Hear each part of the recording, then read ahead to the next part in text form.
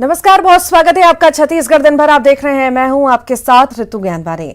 सबसे पहले बात करते हैं मुख्यमंत्री भूपेश बघेल से जुड़ी सरकारी स्कूल भवनों की मरम्मत और रखरखाव के लिए 500 करोड़ रुपए की राशि को मंजूरी दे दी गई है। साथ ही बारिश के बाद तुरंत स्कूल भवनों की मरम्मत का काम शुरू करने के निर्देश दिए। मुख्यमंत्री ने मुख्य सचिव को स्कूलों में बिना रुकावट पढ़ाई सुनिश्चित करने के भी निर्देश दिए।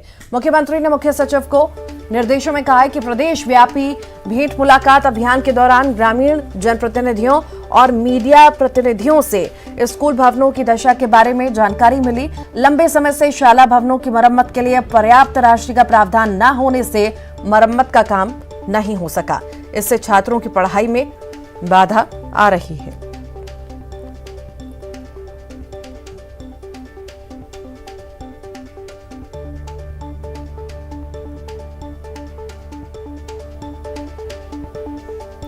सरकारी स्कूलों की मरम्मत के लिए अब राशि जो है स्वीकृत कर दी गई है। 500 करोड़ की राशि स्वीकृत की गई है। जल्द से जल्द जैसे ही बारिश बंद होगी स्कूलों के मरम्मत का काम शुरू होगा। मुख्यमंत्री ने कहा कि हमें ये जानकारी मिली है कि जगह जगह पढ़ाई भी प्रभावित हो रही है, छात्र छात्राएं परेशान हो रहे हैं और अब जो है जैसे ही बारिश का सिलसिला रुकेगा हम मरम्मत का काम शुरू करेंगे। प्रदेश के मुख्यमंत्री भूपेश बघेल बालोद जिले के गुंडरदेही विकासखंड के ग्राम कचांदुर पहुंचे, जहां पूर्व सांसद स्वर्गीय ताराचंद साहू की धर्मपत्नी श्रीमती भूषण साहू को श्रद्धांजलि दी। उन्होंने उनके छाया चित्र में पुष्प अर्पित कर उन्हें नमन किया।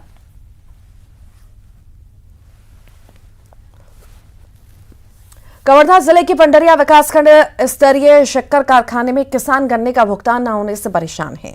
8 महीने से ज्यादा का समय बीत चुका है लेकिन भुगतान नहीं हो सका, जिसे लेकर बीजेपी नेताओं और कार्यकर्ताओं ने शक्कर कारखाने का घेराव किया।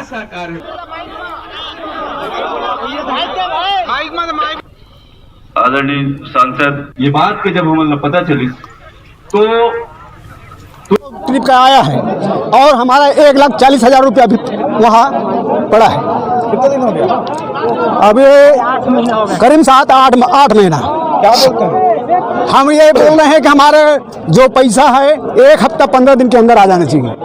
उपभोक्ता शक्कर कारखाना में विगत 7 माह से किसानों को उनके गन्ने का भुगतान नहीं हुआ था। ना ही उनकी रिकवरी का राशि मिला है अभी तक और ना ही उनको अंतर की राशि। कुल मिला के 50 करोड़ के आसपास की राशि पंडरिया क्षेत्र के किसानों को मिलना है। उनका मुख्य मांग है कि जितना उसका पेमेंट है वो भुगतान तत्काल किया जाए और जो बोनस है रिकवरी राशि उसका भी भुगतान किया जाए। इसके संबंध में एमडी के द्वारा 15 दिवस के भीतर भुगतान करने का आश्वासन दिया गया है। उस समय सीमा में भुगतान हो जाएगा। बलौदाबाजार जिले में स्वास्थ्य विभाग की लापरवाही सामने आई, जिसके चलते डिलीवरी कराने वाली महिला और पीड़ित परिवार को 3 महीने से अस्पतालों का चक्कर काटना पड़ रहा है और महिला दर्द से करहा रही है। डिलीवरी के वक्त गलत ऑपरेशन की वजह से महिला गंभीर रूप से बीमार हो गई, तो वहीं अस्पतालों के चक्कर काटते काटते परिवार की आर्थिक स्थिति खराब हो गई। इस मामले पर जिले के कलेक्टर रजत बंसल ने तत्काल एक्शन लेते हुए डिलीवरी पीड़ित महिला के बेहतरीन स्वास्थ्य उपचार की सलाह दी, तो वहीं लापरवाही बरतने वालों पर कार्रवाई करने की बात भी कही है।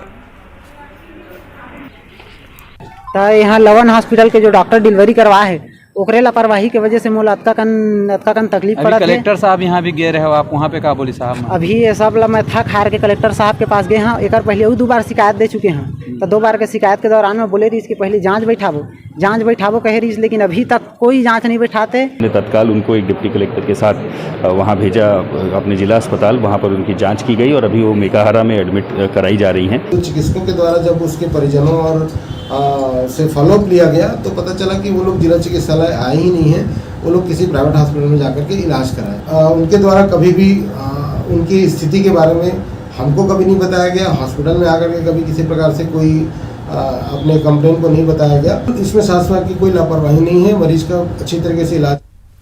कवर्धा कलेक्टर जन्मेजय महोबे ने पीटीएस में ऋण वसूली में गबन के आरोपी समिति प्रबंधक पर एफआईआर दर्ज करने के निर्देश दिए। पंडरिया ब्लॉक के खैरझिटी नया के समिति प्रबंधक के खिलाफ मिली अनियमितता की शिकायत पर जांच कमेटी बनाई गई थी।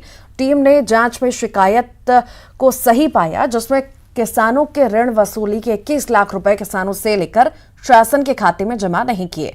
तो वहीं पीडीएस चावल की गड़बड़ झाले में 4 लाख का गबन भी किया, जिस पर दोनों मामलों में एफआईआर दर्ज करने के निर्देश दिए गए हैं।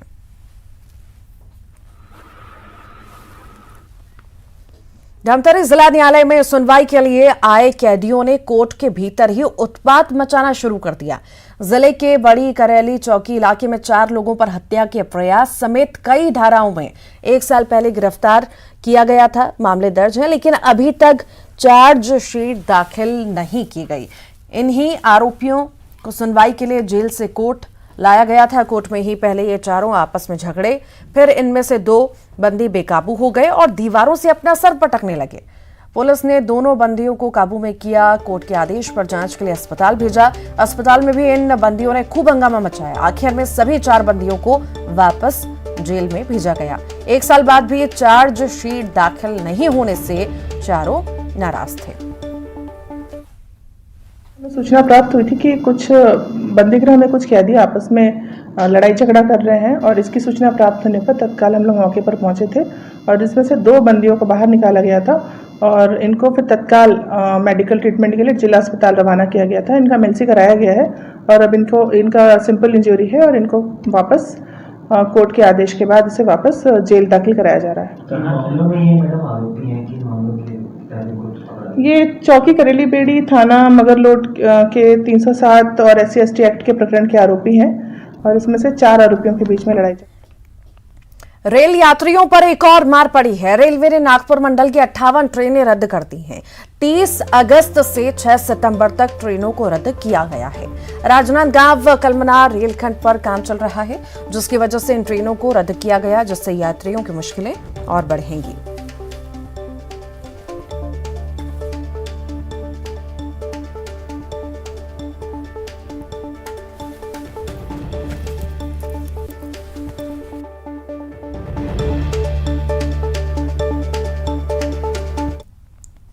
तो वहीं बिलासपुर रेल मंडल में रेल यात्रियों के लिए राहत भरी खबर है। रद्द की गई 68 ट्रेनों में से 43 ट्रेनें आज फिर से पटरी पर आ गई हैं। रेलवे ने कुछ ट्रेनों को फिर से बहाल किया। आपको बता दें कि 21 से 30 अगस्त तक 68 ट्रेनों को रद्द किया गया था। हिमगिरी स्टेशन पर चल रहे इंटरलॉकिंग कार्य के चलते ट्रेनें रद्द हुई थी।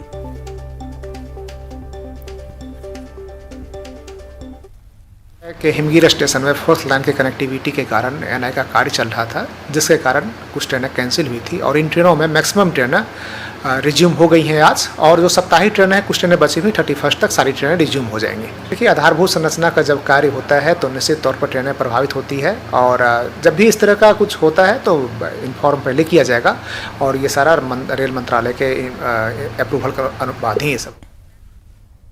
जांजगीर चांपा में स्कूली छात्रों ने अपने प्राचार्य के खिलाफ मोर्चा खोल दिया है। मामला जांजगीर के स्वामी आत्मानंद हिंदी मीडियम स्कूल का है, जहां के छात्र कलेक्ट्रेट पहुंचे और कलेक्ट्रेट से प्राचार्य को हटाने की मांग की। छात्रों ने प्राचार्य पर मारपीट और प्रताड़ित करने का आरोप लगाया। छात्रों की शिकायत पर कलेक्टर ने जिला शिक्षा अधिकारी को प्राचार्य को हटाने के निर्देश दिए हैं।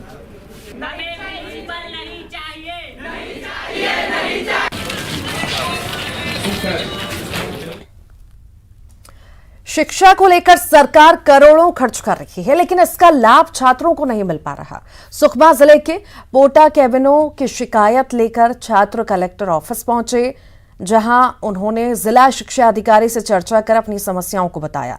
छात्रों ने कहा कि पोटा कैबिन में शिक्षक आते हैं लेकिन पढ़ाते नहीं हैं, अच्छा खाना भी नहीं मिलता, साथ ही साथ सामग्री भी नहीं देते, पूरा सामान अपने घर ले जाते हैं, जबकि केंद्र और राज्य सरकार बच्चों पर खर्च करने के लिए बड़ी राशि देती है। हालांकि छात्रों की शिकायत पर जिला शिक्षा अधिकारी ने समस्याओं को दूर करने का भरोसा दिया है।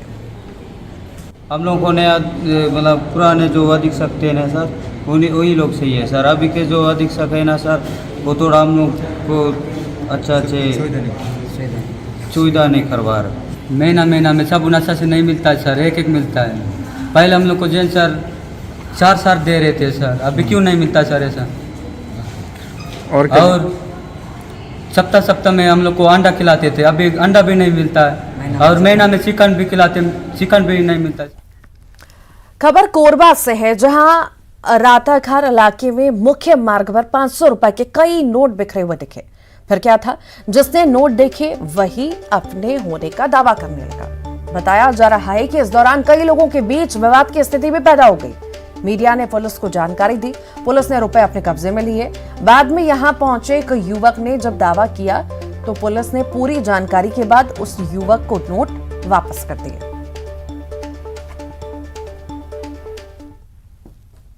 पचपन सौ के 10 नोट गिरे पड़े थे। एक महिला ने उठाकर उसको पत्रकार भाइयों के माध्यम से सुरक्षा चौकी में रखवाया था। उसके अघोषित रूप से 2-3 और दावेदार आए थे, जिनको पुष्टि करने के बाद ये लगा कि उसका पैसा वो मालिक नहीं है। आज सुबह एक लड़का फिर आया था जो बताया कि सर कल AU बैंक के ATM से मैंने पैसा विड्रॉ किया था। तब हमने AU बैंक के ATM से जाके फुटेज कलेक्ट किया तो उसका ट्रांजैक्शन डिटेल भी लिए, तो ये पैसा उस लड़के का होना सही में पाया गया। चौकी बुलाकर उस पैसे को लड़के को उसको दिया।